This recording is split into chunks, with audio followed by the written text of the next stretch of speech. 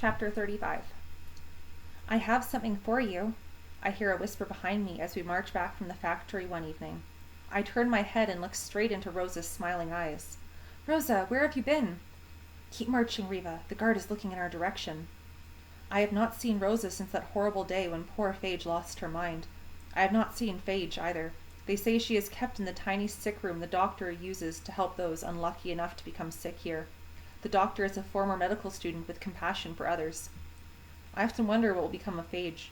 No one is allowed more than 3 days in the sick room. Will they send her to Grossrosen, to the death camp? Rosa, I have not seen you since... It is hard to speak of that day. I know. They put me on night shift for a while. This is my first shift back on days, and I was lucky today. I saw a small pencil on the foreman's desk, and I thought of you. She stops for a moment. I stole the pencil, she says quickly. Rosa!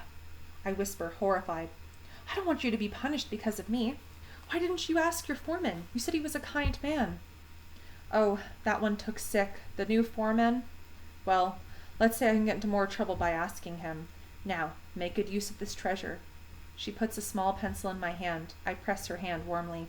Hey, you there, shut your mouths. March faster, shout the guards.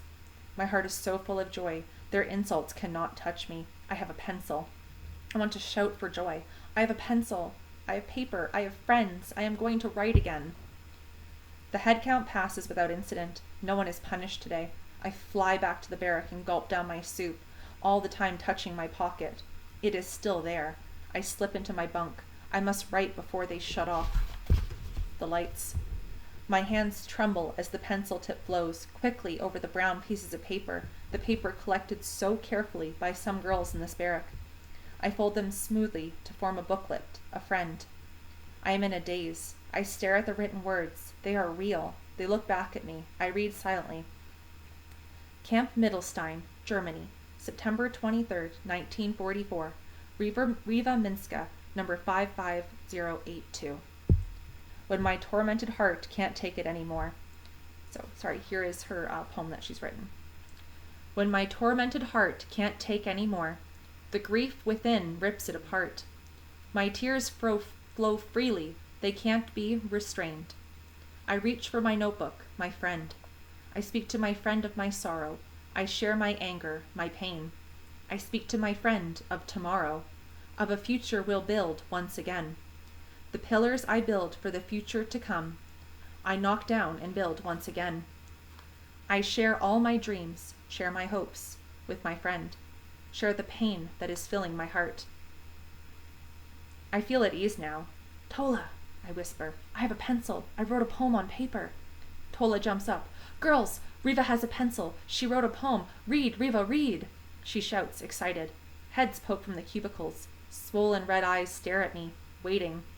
I feel so small, so scared now. I read slowly, my voice shaking. When my tormented heart can't take any more. Sobs fill the room. Riva, you speak for all of us, Tola says softly. They cannot kill our spirit, our hunger to survive.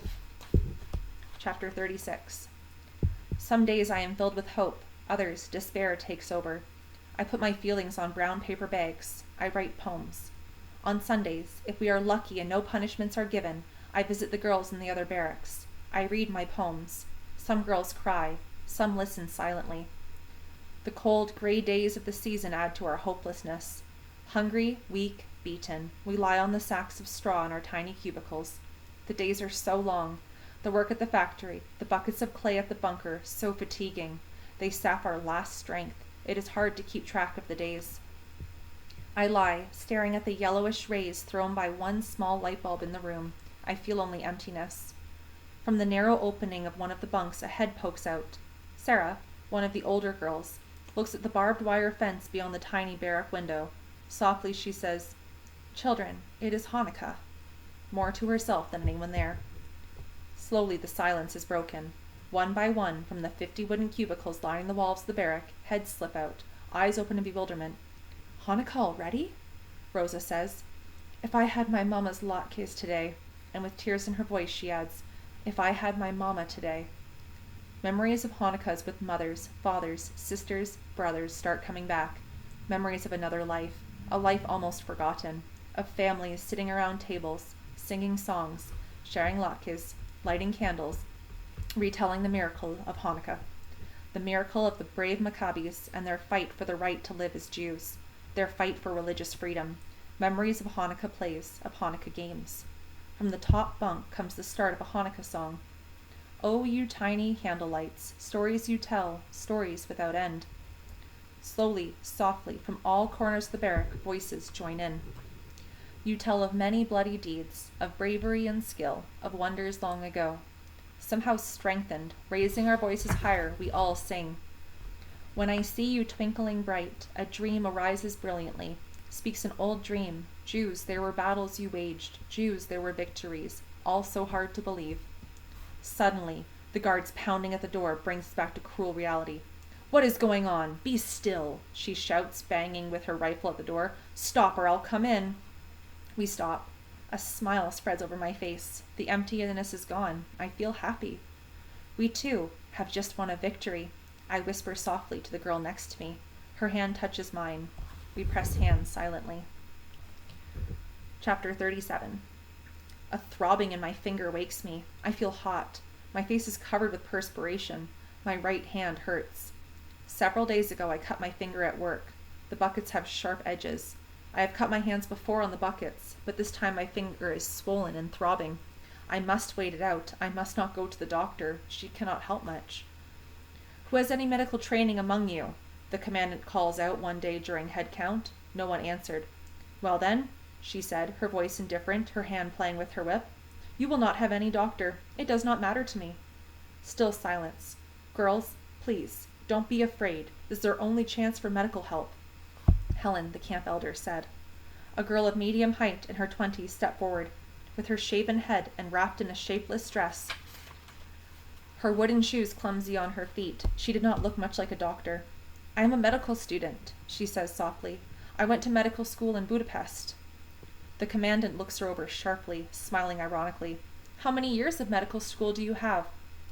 2 years, Madam Commandant. Well, then, you are the doctor. And so the medical student from Budapest became a doctor without medical tools, without medicines. A doctor who must report anyone who is sick more than 3 days.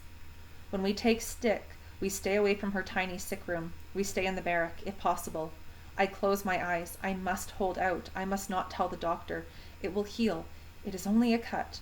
My head feels so light. I am reaching for someone, but my hand feels so heavy. I moan. Riva, open your eyes. Talk to me. What's wrong? Someone is touching my face. She is burning up with fever. We must call the doctor. The voice sounds so far away. Let's put a cold compress to her head. We must wait until morning. We cannot leave the barrack now. I float away again. I float in an empty, endless space. Riva, how do you feel? Open your eyes. Our doctor is standing over me, gently touching my hot face. My hand hurts. I want to sleep. I close my eyes again. I know it hurts, child. You have an infection. You have a fever. I must operate. She sounds worried. You are lucky, Riva. She is trying to sound cheerful. Just think, you are my first operation. She turns to her nurse, a girl with training in first aid. Let's get started. I close my eyes. I am floating again in empty space. How is she doing? The voice of the camp elder breaks through the haze. It's several days since the surgery. The infection is spreading, I hear the doctor reply sadly. Is she dying? The camp elder asks. Her voice is shaking. What can you do, doctor? I am helpless. She needs a hospital, a real doctor. She needs surgery. The blood poisoning is spreading so fast. I lie still and listen. I am too tired to speak. Helen, the doctor says, we must report the sick to the commandant. There is silence. I feel a hand touching my face. Riva, would you like some bread and jam? The camp elder asks softly. I open my eyes. I suddenly remember that when someone is dying, the camp elder offers her bread and jam so she will not die hungry. I am going to die. My voice sounds so strange to me. I am going to die. I do not want to die. The doctor quickly takes my hand. No, Riva, no, you are not going to die. I will find help. The room looks blurry. I close my eyes and open them up again. I see figures standing near the door, whispering. I strain my ears. Madame Commandant, it is the doctor's soft voice. Riva is going to die without surgery. My heart stops. They called the commandant. They had to report me. Now she is going to send me to the death camp, to Grossrosen. Well, what do you want me to do? We have no hospital. But Madame Commandant, the doctor pleads, there is a hospital in the town of Glatz. Maybe you could send her there. Please, Madame Commandant. Are you crazy? Why should I send her anywhere? The commandant shouts angrily. The doctor speaks again, slowly, calmly, full of self-control. Madame Commandant, I told you about Riva's poetry because I wanted you to see her as a person, not just as another inmate. I wanted to show you what her poetry does for the morale of the other girls. So? Is it not important that those girls be able to work for you, Madame Commandant? If those girls can no longer work, you will have no camp to lead. They will take us to Grossrosen, and you too will have a problem. I hold my breath. I am sure the commandant will raise her whip at any moment and hit the doctor for daring to speak to her that way. The gentle, kind medical student from Budapest may pay with her life for her courage. The doctor presses on without any sign of fear. Madame Commandant, as long as the girls have a will to live, they can still work. The girls' morale is important. Riva is important for their morale. You must try to save her. Again, silence. I can hardly breathe. The power of life and death is in the hands of a Nazi commandant, this cold, sadistic woman. What chance do I have? Well, well, doctor, you have nerve. The commandant's voice startles me. I'll see about it. You have nerve. I hear the door open and close. Doctor, you are incredible, says the camp elder. One has to do what is right, the doctor says quietly. Chapter 38. Riva, wake up. Wake up, girl. The doctor's excited voice brings me out of my daze. You are going to a hospital. Her warm hands dress me quickly. She puts a coat with a yellow star around my shoulders, pins my number above the star. Then she puts a striped hat on my shaven head. Suddenly, the door to the sick room opens. A woman in a crisp, brown Nazi uniform enters. She is about 30 years old, of medium height, with light brown hair brushed smoothly to the side under her brown uniform cap. Is she ready? Her voice is impatient and hard. Yes, Madame Overseer, the camp elder replies quickly. Riva, Madame Overseer Lotta will take you to Glatz, to a hospital. Helen gives me a gentle squeeze. Good luck, girl. You will be all right, Riva, the doctor says. You will be all right. The guard opens the door. Let's go. I follow her slowly, unsteady on my feet. Tear-filled eyes stare at me from all directions. May God be with you, I hear someone call after me as we pass the open gate. It feels so strange to walk on the pebbled road without the other prisoners. The guard walks a few feet behind me. Silently, we move forward towards the train station. My feet drag. The snow-covered mountaintops glistening in the early morning sun, the crisp, fresh air, the peaceful stillness, all feel very strange, unreal. What am I doing here? I am so tired. I sit down in the middle of the road. What is the matter? What do you think you are doing? The guard's angry voice startles me. She is standing over me, staring at me. For a moment I had forgotten about her. I cannot go on. I look straight at her. We gaze at each other silently, prisoner and guard. Suddenly, she reaches out to help me up. What is your name? Her voice has lost its anger. Where are you from? My name is Riva, Madame Overseer. My voice quivers. I was born in Lodz, Poland. Oh, yes, I've heard of Lodz. It is a big city. We call it Litzmannstadt.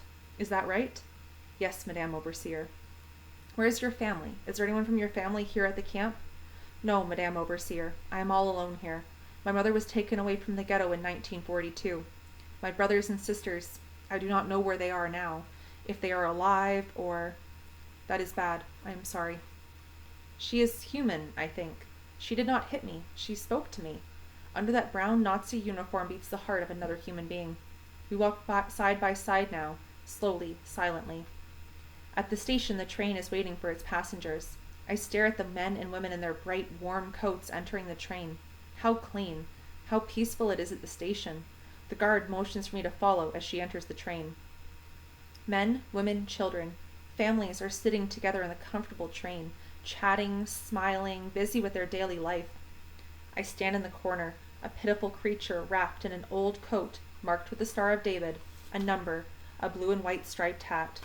The people in the clean, cheerful train ignore me. There are empty seats all around me, but I stand. The guard sits down, giving me a stern look that means, keep standing in the corner. I lean against the wall, not daring to move. What would happen, I wonder, if I had the nerve to ignore the guard's signal and sit down on the empty bench before me? I am too tired to think, too weak to take the chance. I wonder if the guard, who a while ago acted human, is also afraid to take the chance of letting me sit down. We reach Glatz. I hold onto the wall to keep from falling. The train empties. We wait. The people pass me by, looking the other way. A little girl, about 7 years old, blonde pigtails dancing on the collar of her brightly colored coat, stops and stares at me. She whispers something to the finely dressed lady holding her hand. I hear the woman say nervously, "Jew, Jew," as she pulls the child closer to her side and quickly leaves the train. I suddenly remember childhood stories of monsters and boogeymen. Am I their boogeyman? We walk from the station into the street through the side door. Rows of pretty houses line the streets. The guard signals for me to get off the sidewalk and walk in the gutter. Jews are not permitted on the sidewalk. I lower my head as I walk in the gutter. I feel the resentful glances of passers-by. What is this bag of bones and rags doing in our clean, peaceful town? We reach a hospital. The guard waits while I make my way slowly up the steps to the entrance. She enters, and I follow behind her. The hospital waiting area is filled with people, sitting patiently in the sun-filled room, reading and talking. They look at me, puzzled. My guard walks over to the reception desk. She speaks softly to the woman behind the desk, who is dressed in a nurse's uniform. "My prisoner needs medical help. She has blood poisoning. This is an emergency."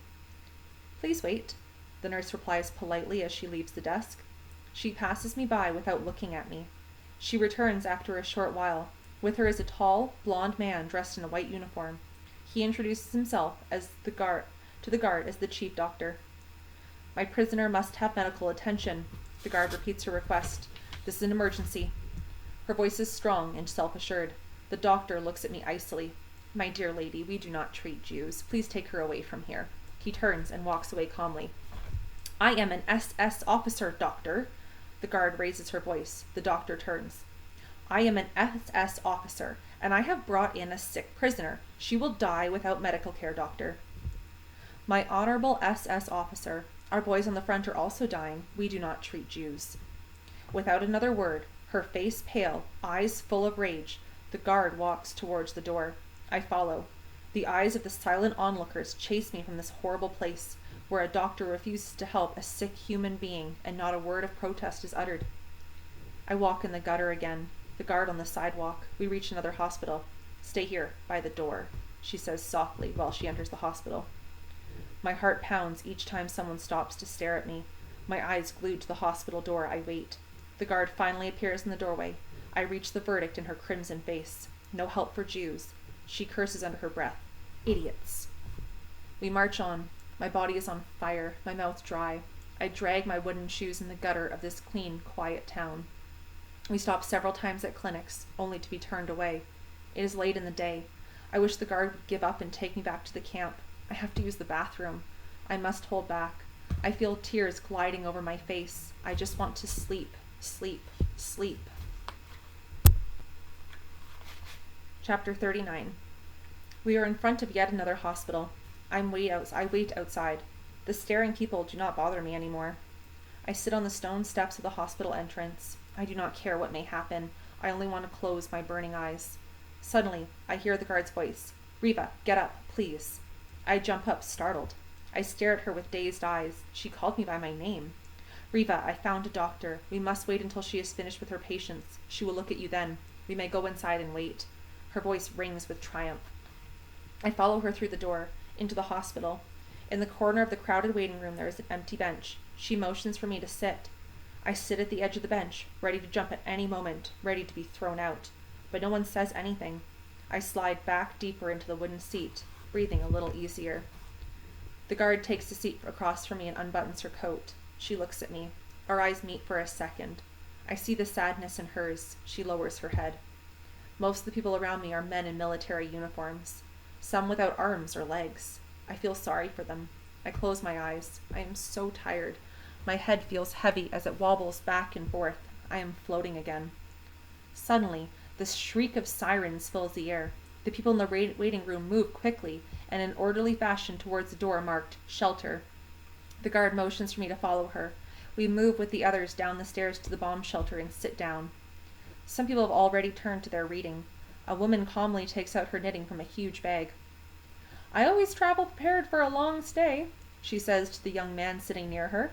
He smiles back politely without saying a word. He is not wounded. He does not look sick. I wonder what he is doing here. Some of the people glance in my direction and turn their heads quickly. I feel so strange, taking cover from planes whose arrival I welcome. I feel strange hiding with the Germans. At the factory, we are left standing outside during air raids while the Germans take cover. Here, if a bomb should hit, we will all die together. Ladies and gentlemen, the air raid is over. Thank you for your cooperation, says a voice over the loudspeaker. Everyone returns to the waiting room or to work. Finally, the waiting room is empty. From somewhere, a blonde woman in her 40s walks over to the guard. They both look at me as they speak. The woman, dressed in a white uniform, takes my hand and leads me to a small examination room. Thank you for seeing us, doctor, the guard says, looking at the woman warmly. I could not give up. I am sorry I had to make you wait so long. You understand. I must treat our people first. And then the air raid. The doctor speaks to the guard while gently helping me up onto the examination table. Her warm hands feel soothing as she touches my forehead. She holds my throbbing hand. This is bad, very bad. I must operate right here, now. We must not call too much attention to this patient. She takes a deep breath. There are some who would resent her being here. Am I dreaming? The doctor's voice sounds so far away. I am somewhere in space, floating. Riva, wake up, little one. Someone is shaking me. We must leave. I keep my eyes closed. It is so peaceful here. I do not want to leave. We must leave, Riva. The guard helps me up. Careful, don't let her fall. She is still dizzy, the doctor says while helping me dress. She walks us to the hospital door. Thank you, doctor, I whisper. She smiles sadly. The streets are dark now. The street lamps along the sidewalks glow in the darkness. I walk in the gutter again. Like a drunk, I sway from side to side. People stop to stare. I ignore them. I feel my knees buckling. I am about to fall in the gutter. A hand grabs me just in time and holds me up. Riva, you must hold on. I cannot hold you, the guard says. She looks around. People stare at the woman in a Nazi uniform holding up a half-dead Jew. She walks behind me now, gently pushing me forward. The train has few riders. I stand in the corner. My feet cannot hold me up. I lower myself to the floor and sit, closing my eyes. I float between dream and reality. Mama is looking down at me, her eyes so loving. She keeps on looking at me but does not speak. Strange people keep walking by. Their angry eyes scare me. They shout at me, reaching out to grab me. Someone is shaking me by my shoulders. Riva, get up, we are home. I open my eyes, confused. I whisper, home? Home? Lotta, the guard, is helping me up. The train is empty. The conductor stands by the door. He says something to the guard. She walks me towards the back of the station. I feel hands lifting me up and gently lowering me onto something. Riva, thank God, you are alive, someone says in Yiddish. I open my eyes slowly. My eyelids feel so heavy. Where am I? You are back in Mittelstein. We have the wagon. We are taking you back to camp. Sleep, sleep. The girls pull the wagon along the pebbled road. Careful, careful, go slowly, the guard says. Take her home slowly. The girls are taking me home, back to the cage.